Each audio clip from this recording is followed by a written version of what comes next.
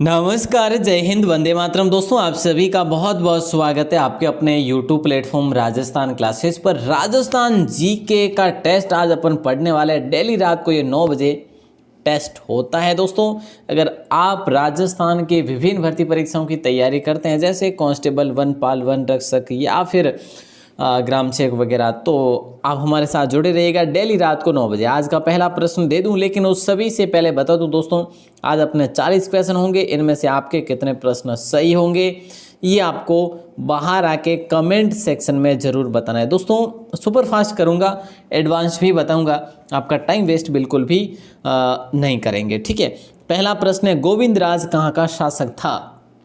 रणथंभौर, मेवाड़, सांबर या जालोर?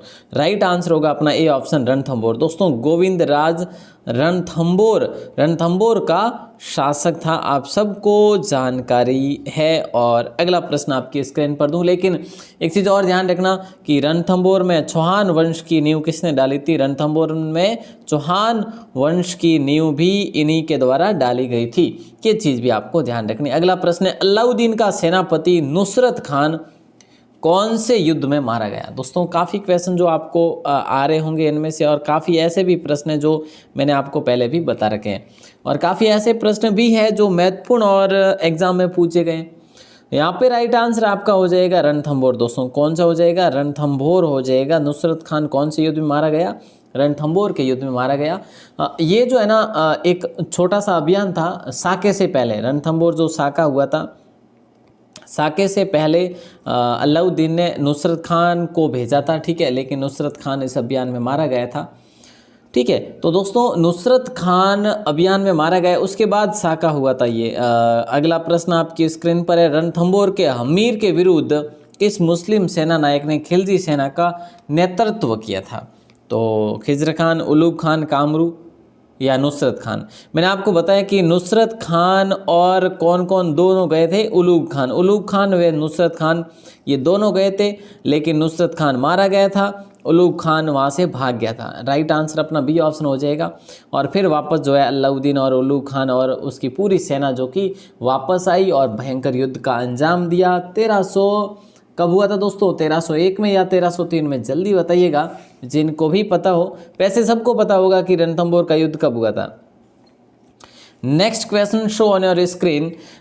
सुंडा पर्वत अभिलेख में राजेश्वर किसे कहा गया? सुंडा पर्वत अभिलेख में राजेश्वर किसे कहा गया? आपने कहा सर, इसमें राइट आंसर हो जाएगा ए ऑप्शन, कीर्तिपाल चौहान को। राजेश्वर कीर्तिपाल चौहान को कहा गया। और इसी कित्तू चौहान ने क्या किया था दोस्तों? कित्तू चौहान भी बोला जाता है इनको। इन्होंने 1182 में परमारों को हराया था। ठीक है, उसके बाद जो है इन्होंने जालोर में चौहान वंश की नींव रखी। ओके, अगला प्रश्न है कि गजरा का मकबरा कहाँ पर स्थित है? गजरा का मकबरा जो है ये कहाँ पर स्थित है? भरतपुर में, अलवर में, धौलपुर में या जयपुर में? गजरा का मकबरा कहाँ स्थित है? तो यहाँ पे आपका राइट आंसर हो जाएगा धौलपुर में। दोस्तों, कहाँ पर है गजरा का मकबरा? धौलपुर में। ठीक है, इसके निर्माण की बात करें, धौलपुर के राजा हुए थे जिनका नाम था भगवंत दास। दोस्तों, ठीक है, भगवंत दास ने अपनी प्रेमिका थी गजरा के स्मृति में इस मकबरे का निर्माण करवाया था। नेक्स्ट क्वेश्चन आता है कि भाई जनार्दन व वागीश्वर किसके दरबारी कवि थे? जनार्दन और वागीश्वर जो है ना, ये पृथ्वीराज तृतीय के या द्वितीय के या प्रथम के या बीसल देव के? अपने कहा सर, राइट आंसर तो पृथ्वीराज तृतीय ही होगा। इनके साथ साथ पृथ्वी भट्ट भी थे दोस्तों, पृथ्वी भट्ट थे, और विद्यापति गौड़ भी थे, विद्यापति गौड़ भी यहाँ पर थे। और कौन थे सर? और विश्वरूप थे। अच्छा, और चंद्रबरदाई भी थे। ठीक है, और जनार्दन और वागीश्वर ये सारे पृथ्वीराज तृतीय के दरबारी कवि थे। इनमें से कौन सा दुर्ग जल दुर्ग है? दोस्तों, बताइए, कितना इजी सा प्रश्न आपकी स्क्रीन पर है। कुंभलगढ़ दुर्ग या चित्तौड़गढ़? देखिए, कुंभलगढ़ गिरि दुर्ग है और वन दुर्ग की श्रेणी में भी आता है। चित्तौड़गढ़ भी गिरि दुर्ग है वैसे। ठीक है, और मेहरानगढ़ गिरि दुर्ग है। तो दोस्तों, यहाँ पे आपका राइट आंसर हो जाएगा डी ऑप्शन, क्योंकि इनमें से जल दुर्ग कोई नहीं है। ठीक है, इनमें से कोई भी जल दुर्ग नहीं है। जल दुर्ग की बात करें, गागरुन दुर्ग जल दुर्ग है, भैंसरोडगढ़ भी जल दुर्ग ही है। ठीक है। अगला प्रश्न है कि महाकवि माघ के वंशज कवि हुए वो कौन है। इनमें से महाकवि माघ के वंश के जो कवि हुए महाकवि माघ के, इनमें से कौन है। तो दोस्तों ध्यान रखना, मंडन भी है, माधव भी है और माहुक भी है। और साथ ही साथ आपको याद रखना है कि महाकवि माघ कहाँ के थे, भीनमाल के थे। दोस्तों कहाँ के थे, भीनमाल के थे, ठीक है। और महाकवि माघ ने शिशुपाल वध लिखा था, आपको याद होना चाहिए। अगला प्रश्न आता है कि भरतपुर की रानी किशोरी देवी किसकी पत्नी थी। लो देख लियो थे हैं यानी मन ठाए थे देख ले वाला, यूँ थोड़ो सो मौको मिलना चाहिए होने तो थे देख ले। चलो, भरतपुर की रानी किशोरी देवी जो है ये महाराजा सूरजमल की पत्नी थी। बोले सर ए ऑप्शन क्या, अरे हमें मने ठाए हो थे हैं देख लियो पचे हम कही वे। चलो, अगला प्रश्न आपकी स्क्रीन पर है कि भाई बीजक की पहाड़ी, भीम जी की डूंगरी व महादेव जी की डूंगरी पर सर्वप्रथम उत्खनन जो है किसने किया था। राखाल दास बनर्जी, आरसी अग्रवाल, डॉक्टर दर्शन शर्मा, इनमें से कोई नहीं। तो इनमें से कोई नहीं ही होगा, क्योंकि यहाँ पर किया था दयाराम साहनी ने उत्खनन किया था। दोस्तों आपको पता होना चाहिए, दयाराम साहनी ने 1936-37 में किया था, ध्यान रखना। यहाँ पर आपको बौद्ध अवशेष मिलेंगे, मौर्यकालीन सभ्यता भी आप इसे कह सकते हैं। वैसे ये कहाँ पर है, ये जयपुर में, विराटनगर। अगला प्रश्न, कुलाड़े, तीर, भाले, सुइयाँ, छुड़िया उपकरण किस सभ्यता में मिले। बैराठ में, गणेश्वर में, कालीबंगा में या आहड़ में।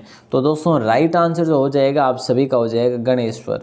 गणेश्वर की बात करें, नीम का थाना कांतली नदी के किनारे, नीम का थाना अपने सीकर में है, ठीक है। और ताम्रयुगीन संस्कृतियों की जननी भी इसे बोला जाता है। सबसे ज़्यादा यहाँ पर उपकरण मिले और सबसे पहले भी यहाँ पर मिले, ठीक है, याद रखिएगा। अगला प्रश्न है, राजस्थान में किस स्थान पर कृष्ण विलास मंदिर है। राजस्थान में कौन से जिले में कृष्ण विलास मंदिर है। कृष्ण विलास काफ़ी फेमस मंदिर है दोस्तों, और राइट आंसर आप सभी का हो जाएगा कोटा। और जो भी भाई बहन कोटा से हैं उनको तो पता ही है। अगला प्रश्न आता है कि निम्नलिखित में से कौन सा आभूषण राजस्थानी परिवेश में दांत से संबंध रखता है। दोस्तों आपको पता होगा, रखन, छूप, मेख और धांस, ठीक है। और सर अब इसमें रखन है ना ऑप्शन में, जी है। तो ये सारे के सारे दांत के आभूषण है दोस्तों, सी ऑप्शन लॉक हो जाएगा। अगला प्रश्न है, राजस्थान में निम्नलिखित में से किस आभूषण को टड्डा नाम से जाना जाता। बाजूबंद को या कड़े को या गोगरू को या बाहुबंद को। तो देखिए दोस्तों यहाँ पे आपका राइट आंसर होगा कड़िया या फिर कड़ा, ठीक है।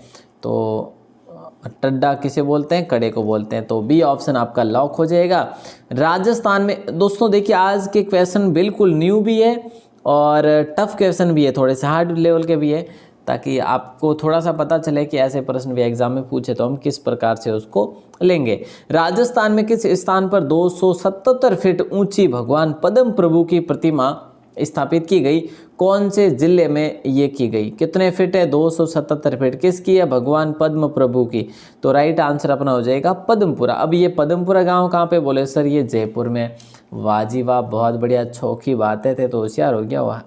अच्छा नहीं, अगला प्रश्न नंबर 16 नंबर है कि भाई राजस्थान में गोखरू नामक आभूषण कहाँ पहना जाता है। देखिए दोस्तों यहाँ पर थोड़ा सा कन्फ्यूजन वाला सवाल जरूर बनता है। ये स्त्री आभूषण पूछा जा रहा है, ठीक है। अब आपको बताना कि स्त्रियां जो है ये गोखरू नामक आभूषण कहाँ पर पहनती है। आपने कहा सर कलाई में पहनती है। एक आपसे मैं प्रश्न पूछ लूँ कि पुरुष जो होते हैं ये गोखरू पहनते हैं, ये कहाँ पर पहनते हैं। तो दोस्तों ध्यान रखना, कानों में पहनते हैं। पुरुष गोखरू कानों में पहनते हैं, महिलाएं गोखरू जो है हाथों में पहनते हैं। हाथों में मतलब कलाई में। लेकिन ये गोखरू पुरुष वाले अलग होते हैं, ये महिलाओं वाले भी अलग होते हैं, ठीक है। चलिए अगला प्रश्न आपकी स्क्रीन पर है, मिट्टी के चल्लेदार बर्तन किस सभ्यता से प्राप्त हुए। मिट्टी के चल्लेदार बर्तन किस सभ्यता में प्राप्त हुए। आपने कहा सर इसका राइट आंसर तो क्या ही बताएं, बिल्कुल इजी सा प्रश्न है, गणेश्वर सभ्यता। दोस्तों गणेश्वर सभ्यता कांतली नदी के किनारे, ठीक है। और यहाँ पर ताम्र पिन्ने भी मिली है, मतलब दोहरी पेंचदार जो पिन्ने होती है वो भी मिली है। तो राइट आंसर अपना डी ऑप्शन हो ही जाएगा। अच्छा गणेश्वर सभ्यता। वेरी वेरी इंटरेस्टिंग क्वेश्चन है। और अगला प्रश्न आपकी स्क्रीन पर है, जिन शिलालेखों में शासकों की यशोगाथा होती है उसे क्या बोला जाता है? जिन शिलालेखों में शासकों की यशोगाथा होती है उसको बोला जाता है प्रशस्ति। ठीक है, तो फिलहाल अपना राइट आंसर हो जाएगा सी ऑप्शन। अगला प्रश्न आपकी स्क्रीन पर है, कृष्ण भक्त नरसिंह मेहता। नरसिंह मेहता जो थे दोस्तों, आप सुनते होंगे नरसिंह मेहता जी को, देखा आपने कोई वीडियो वगैरह भी देखी होगी या फिर इनके भजन वगैरह इस टाइप से आपने देखा होगा। तो ये जो थे ना, ये डूंगरपुर से बिलोंग करते थे। बाद में ये जूनागढ़ चले गए थे। वैसे जूनागढ़ कौन सा?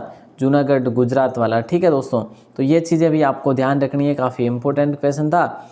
गंगा जमुनी से तात्पर्य क्या है बताइए दोस्तों, क्या होगा राइट आंसर बताना। तो गंगा जमुनी से तात्पर्य रेशमी धागे से की गई कढ़ाई, ऐसी कढ़ाई जिसमें उबार होता हो, सोने चांदी की जारी की गई बुनाई। बिल्कुल सही है साहब, सी ऑप्शन लॉक हो जाएगा। और नेक्स्ट क्वेश्चन आपके स्क्रीन पर है, कवई विद्युत परियोजना किस जिले की है ये बताइए। कवई विद्युत परियोजना किस जिले की है? कोटा, बारा, बूंदी या टोंक? तो राइट आंसर हो जाएगा बारा। कवई विद्युत परियोजना किस जिले की है? तो दोस्तों 12 जिले की है कवई ये। ठीक है, और आपको ये भी पता ही होगा चबड़ा कहाँ पर है, बोले सर सबड़ा है, जैसे अंता है। ठीक है, ये सारे कहाँ पर है? ये 12 में ही है, जो कि तापीय विद्युत परियोजना है ये सारी। ठीक है, अगला प्रश्न है, बुचकला का अभिलेख कहाँ मिला? देखिए दोस्तों, बुचकला अभिलेख कहाँ पर मिला हमें? बुचकला नामक अभिलेख, या फिर वहाँ के स्थान का नाम भी है वैसे, तो पार्वती मंदिर में मिला दोस्तों। बुचकला का अभिलेख कहाँ पर मिला? पार्वती मंदिर में मिला। अब ये पार्वती मंदिर दोस्तों जो था ना, ये उस समय जब शुरुआत की बात करें, भगवान शिव और विष्णु, ठीक है, का मंदिर बना था उस समय। लेकिन बाद में यहाँ पर पार्वती मंदिर ही रह गया था, सिर्फ और सिर्फ पार्वती मंदिर रह गया, इसलिए उसका नाम भी पार्वती मंदिर रख लिया गया। ठीक है, तो ये कहाँ पर? ये जोधपुर में दोस्तों, ध्यान रखिएगा कहाँ पर है? जोधपुर में। प्रतिहारों के समय की बात है, 8वीं सदी की। नौबत, नौबत कौन सा वाद्य यंत्र है? सर नौबत वाद्य यंत्र नहीं है, नौबत तो एक समस्या है। अरे समस्या नहीं है, वाद्य यंत्र भी है, ताल, तत्, सुशीर या फिर घन वाद्य। नौबत, नौबत को आप पीट कर बजाते हैं, है ना, तो ताल हो जाएगा आपका राइट आंसर। चमड़े से मड़ा है दोस्तों। ठीक है, तो चमड़े से मड़े हुए को आप क्या बोलते हैं? ताल बोलते हैं। तत्व बोलते हैं किसको? आप जैसे तार से जो ध्वनि उत्पन्न होती है। ठीक है, और सुशीर फूंक देने वाला वाद्य। अगला प्रश्न है, किस शिलालेख में चौहानों को वत्स गोत्र का ब्राह्मण कहा गया? वत्स गोत्र का ब्राह्मण कहा गया। आमेर शिलालेख, श्रृंगी ऋषि का शिलालेख, या फिर प्यारे दोस्तों बिजोलिया। सर बिजोलिया को ही लॉक कर दीजिए आप। तो इसके रचयिता की बात करें तो गुणभद्र इसके रचयिता थे। और अब पूछे कि भाई कब की बात है, तो 1170 ईस्वी की बात है। तो प्यारे दोस्तों यहाँ पे सी ऑप्शन आप सभी लॉक कर देंगे। और अगला प्रश्न है, चारसू में गुहिल वंश के संस्थापक कौन है? चारसू में गुहिल वंश के संस्थापक जो है कौन थे? तो शंकरगण नहीं थे, पृथ्वीपाल भी नहीं थे, तिहुणपाल भी नहीं थे, ये थे भरत भट्ट थे दोस्तों। कौन थे? भरत भट्ट जो थे ये चारसू के गुहिल वंश के संस्थापक थे। अच्छा, अगर पूछे आपसे ये चारसू कहाँ पर है, तो दोस्तों वही चारसू, आज अपन कहते हैं उसको चाकसू, ये कहाँ पर है? ये जयपुर में है, वही है बस। अगला प्रश्न है, अगला प्रश्न है कि भाई 813 ईस्वी की प्रशस्ति इनमें से कौन सी है? चारसू की है या फिर रणकपुर प्रशस्ति है? रणकपुर की बात करें ये तो भैया 1440 के आसपास की है, आई थिंक 39 ही होगा, 1439-40 की। और दिलवाड़ा के जैन मंदिर की प्रशस्ति की बात करें तो 1334 की है। चारसू की बात करें तो ये 813 ईस्वी की बात प्रशस्ति है। ठीक है, तो यहाँ पे अपना राइट आंसर क्या होगा? ए ऑप्शन हो जाएगा। अगला प्रश्न, मेवाड़ इतिहास में वीरा कौन थी भैया बताओ? मेवाड़ इतिहास में वीरा जो थी ये कौन थी? दोस्तों हिस्ट्री है, ये हिस्ट्री का क्वेश्चन है, मैंने पढ़ा था इसको किसी बुक में कि मेवाड़ इतिहास में जो वीरा थी ना, ये उदय सिंह की पत्नी, यहाँ पे तो मैं आपके लिए ऑप्शन पत्नी लेकर आया हूँ, लेकिन कहा जाता है कि ये पासवान थी उदय सिंह की, इसको मेवाड़ सरदारों ने षड्यंत्र रचकर मरवा दिया था। तो यहाँ पे ए ऑप्शन आपका लॉक हो जाएगा। अतरलिया की हवेली कहाँ पर है दोस्तों? पढ़ा क्या कभी? सर नहीं पढ़ा। अतरलिया की हवेली कहाँ पर है? अतरलिया की हवेली झालावाड़, जयपुर, कोटा या जैसलमेर? आपने कहा सर ये तो कोटा ही होगा, सी ऑप्शन को लॉक कर देंगे। ठीक है, और ये हवेली जो दोस्तों अतरलिया कहाँ पर? कोटा में। अब मैंने आपको क्यों पूछा, क्योंकि जोरावर सिंह जो बारट थे ना, जोरावर सिंह बारट, उनका निधन इसी हवेली के अंदर हुआ था, निमोनिया रोग होने के कारण। अगला प्रश्न है, हस्तकलाओं का तीर्थ स्थल किस जिले को कहा जाता है? हस्तकलाओं का तीर्थ स्थल जो है ना, किस जिले को कहा जाता है? राजसमंद को नहीं कहा जाता है, प्रतापगढ़ को भी नहीं, चित्तौड़ को भी नहीं, जयपुर को कहा जाता है हस्तकला का तीर्थ स्थल। और दोस्तों अब आपसे मैं पूछूं कि भाई जयपुर में एक संस्थान की स्थापना की गई राजसिकों की हस्तकला वगैरह को बढ़ावा देने के लिए, ठीक है, कला वाला को। तो राजसिकों की स्थापना दोस्तों 1961 में की थी जयपुर में, ये चीज़ भी आप ध्यान रखेंगे। अगला प्रश्न आता है, बांसथुड़ी नामक प्राचीन शिवालय किस जिले में स्थित है?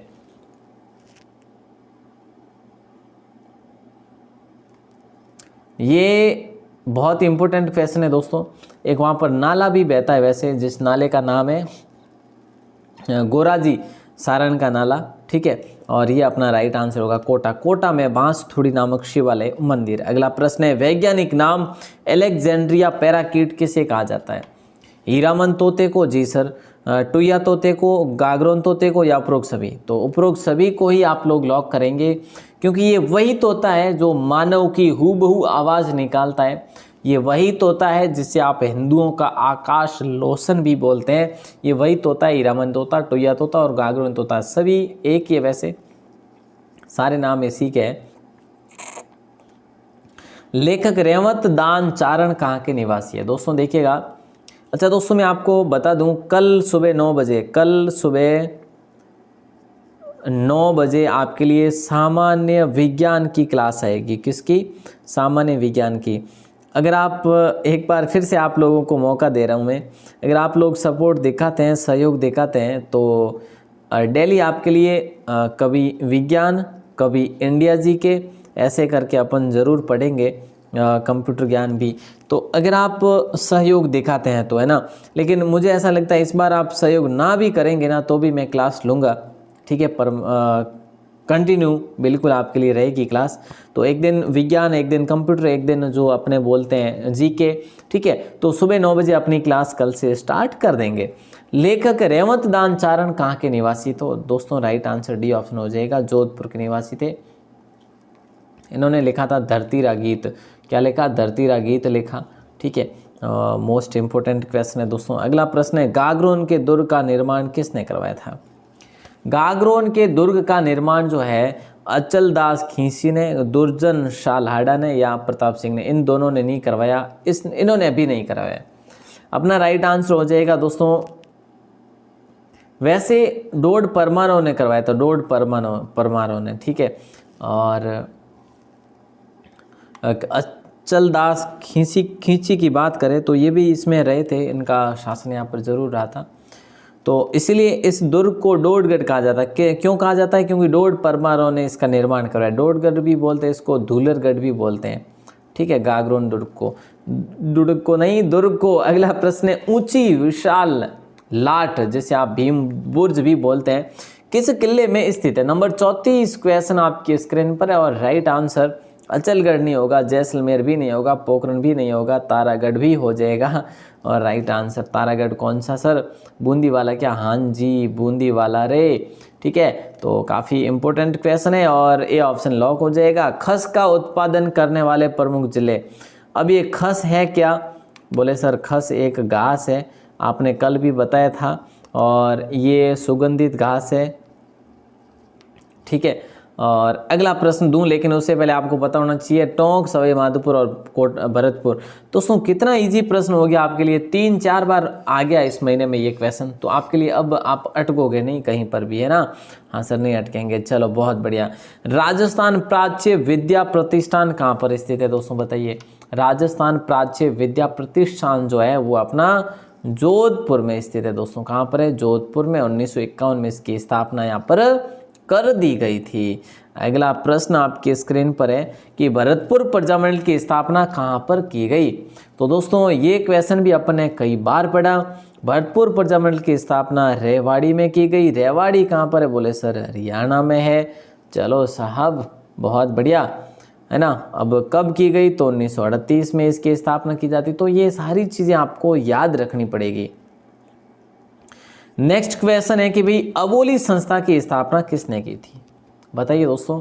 ये क्वेश्चन भी कई बार अपन पढ़ चुके हैं। आई थिंक 12 महीने से मैं लगातार आपके लिए कहीं ना कहीं ये क्वेश्चन लेके आता हूँ। 10 बार ये क्वेश्चन अपनी क्लास में आ गया है। तो ज्ञान सुधा नहीं होगा, श्रीमती भी नहीं होगा, ये कुशल सिंह भी नहीं होगा, रतन शास्त्री भी नहीं होगा, राइट। अबोली संस्था की स्थापना मंजू राजपाल ने की थी। ठीक है, किसने की थी, मंजू राजपाल ने की थी दोस्तों, आप याद रखेंगे। मंजू राजपाल जो है ना, ये भारतीय प्रशासनिक सेवा की अधिकारी भी रह चुकी है और इनको आदिवासियों की बाई जी भी बोलते हैं। आदिवासियों की बाई जी भी बोलते हैं Manju Rajpal. D option lock हो जाएगा। नंबर 39 क्वेश्चन, बालाथल सभ्यता से प्राप्त हुआ।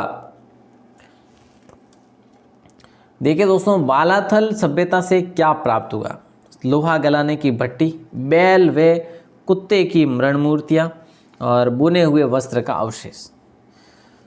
दोस्तों ध्यान रखना, ये जो है ना ये अपने उदयपुर में है ये वाली बालाथल। ठीक है, वैसे इसको आहड़ सभ्यता में ही रखा गया है।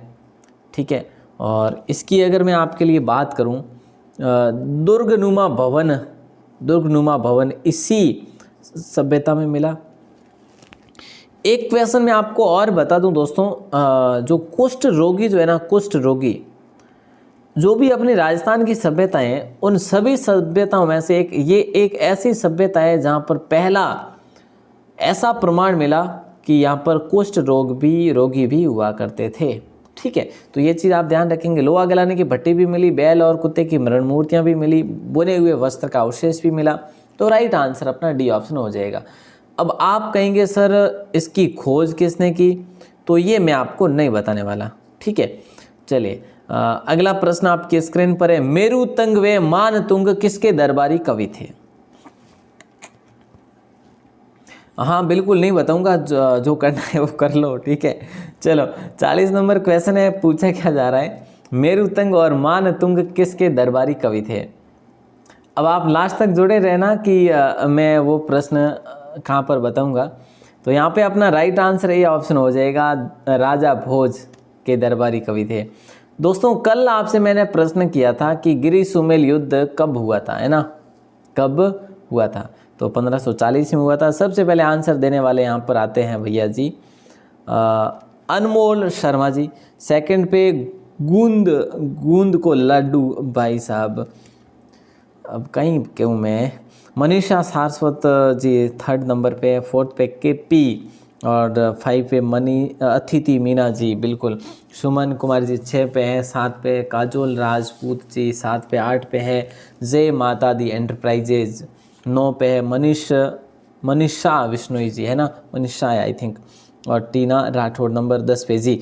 बिल्कुल सभी को बहुत बहुत कॉन्ग्रेचुलेशंस। ऐसे ही आप लोग एक्टिव रहा करें, तभी आएगा टॉप 10 की लिस्ट का असली मजा। आज का प्रश्न आपकी स्क्रीन पर दे रहा हूं, सभी तैयार हो कि नहीं, बिल्कुल तैयार होना दोस्तों। राजस्थान क्लासेज की वेबसाइट, अपने राजस्थान क्लासेज वेबसाइट की ज़रूरी नहीं है। ठीक है, आप गूगल पर राजस्थान क्लासेज लिखेंगे ना टाइप करेंगे तो आपके लिए वेबसाइट आ जाएगी। तो वहाँ पर डेली अपडेट, रात को डेली देखा करो दोस्तों वेबसाइट, लेटेस्ट पोस्ट जो है ना अपनी वेबसाइट की लेटेस्ट पोस्ट, उसमें देखा करो। कभी कभी क्या होता है कि नोटिफिकेशन आप तक नहीं आता, मैं भी शेयर नहीं करता, तो डेली लेटेस्ट पोस्ट देखा करो, टेस्ट वगैरह दिया करो। मैं उसमें टेस्ट कितने टॉप टेस्ट देता हूँ आप में से एक दो भाई बंधु देखते हैं, बाकी कोई नहीं देखते हैं, तो भैया वो मैं आपके लिए कर रहा हूँ, ठीक है। कोई मतलब जो होते हैं ना, कोई कहीं पे उद्योग धंधा कर रहे हैं या फिर कहीं पे कोई बिजनेस कर रहे हैं, उनके लिए नहीं दे रहा हूँ, मैं आपके लिए ही वो टेस्ट दे रहा हूँ। तो प्लीज़ प्लीज़ आप लोग देखा करें, टेस्ट दिया करो, 5 मिनट लगते हैं। आजकल जो कंटिन्यूटी वाले जो अपने स्टूडेंट है ना यार, ऐसा लगता है मुझे कि वो मतलब है ना बस पढ़ाई करके निपुण हो गए, कि अब तो हम बन गए हैं, मतलब शहंशाह बन गए हैं पढ़ाई के, हमारे जो जीके के अब हमें सारे क्वेश्चन आते हैं। ऐसा नहीं है भाई साहब, है ना। अच्छे से पढ़ो, कोई दिक्कत नहीं आएगी आगे। अच्छा, आज का प्रश्न जो कि आपकी स्क्रीन पर है, वालाथल सभ्यता का उत्खनन किसके द्वारा हुआ था। अब मैंने आपको अभी बताया था कि वालाथल सभ्यता का उत्खनन मैं नहीं बताऊंगा, जो करना है वो कर लो। अब बता दो, जिनको काफ़ी को तो हिंट लग ही गया होगा आज के इस प्रश्न का पहले ही, लेकिन उम्मीद करूंगा कि आप लोग इसका जवाब देंगे। वालाथल सभ्यता का उत्खनन किसके द्वारा हुआ था, किसने किया था, बताओ। जल्दी बता दो, फिर आज की क्लास का यहीं पर एंड करते हैं, आज की क्लास को यहीं पर विराम देते हैं। उम्मीद करूंगा कि क्लास अच्छी लगी होगी, अच्छी लगी हो तो लाइक वाइक ज़रूर करें और अपने मित्रों को शेयर करना ना भूलें। सुबह होगी आपके लिए विज्ञान की क्लास, कल हम पढ़ेंगे जनजातियाँ, तो आप टॉपिक को अच्छे से तैयार करके भी आ सकते हैं। कल रात को अपन पढ़ेंगे जनजातियाँ, ठीक है। चलिए दोस्तों, आप सभी का दिल से बहुत बहुत शुक्रिया, बहुत बहुत धन्यवाद। जय हिंद, वंदे मातरम।